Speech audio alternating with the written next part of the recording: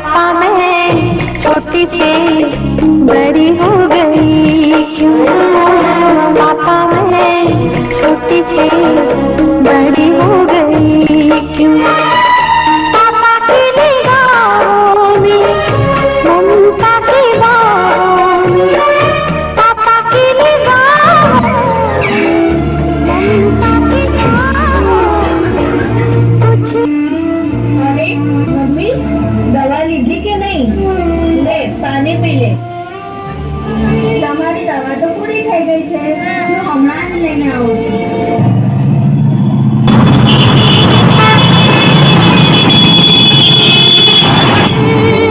લો mummy, દવા પી લો.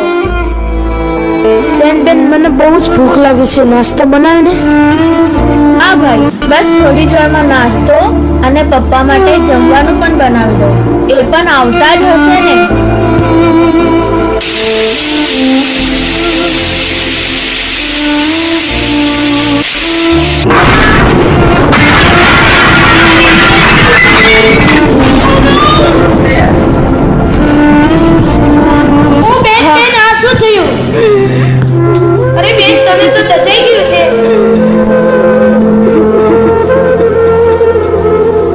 અરે બેન તું રડીશ નહીં, લાવ તારા.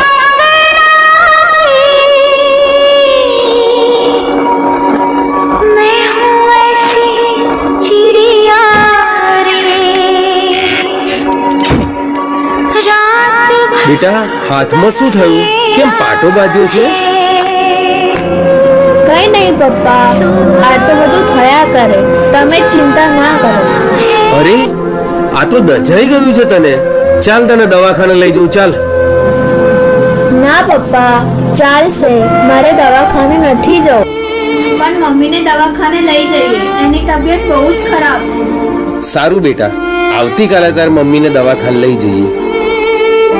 બેટા મને માફ કરજે કે તારી ભણવાની ઉંમરમાં તારે આ ઘરના બધા કામ કરવા પડે છે દીકરા. અરે પપ્પા, આ તો મારી ફરજ છે, આટલું તો મારે કરવું જ પડે ને. पापा मैं छोटी सी बड़ी हो गई क्यों? पापा की निगाहों में ममता की बाहों में, पापा की निगाहों। બેટા સાંભળ, તારા માટે ખુશીના સમાચાર છે.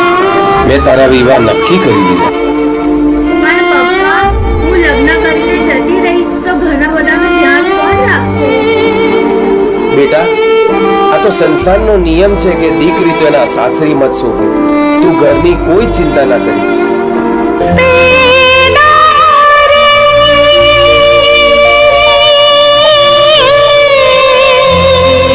બેટા તું તો જાણે જ છે કે મારા બધા જ પૈસા તારી મમ્મીના દવામાં ખર્ચાઈ ગયા છે, તો હું તને કઈ વધારે આપી શકું તેમ નથી. તું મને માફ કરજે બેટા. પપ્પા, મારે તમારા આશીર્વાદ સિવાય બીજું કંઈ જ નથી જોઈતું. પપ્પા, લો આ પૈસા અને બધું જ દેવું ચૂકતે કરી દેજો. આટલા બધા પૈસા ક્યાંથી આવ્યા બેટા?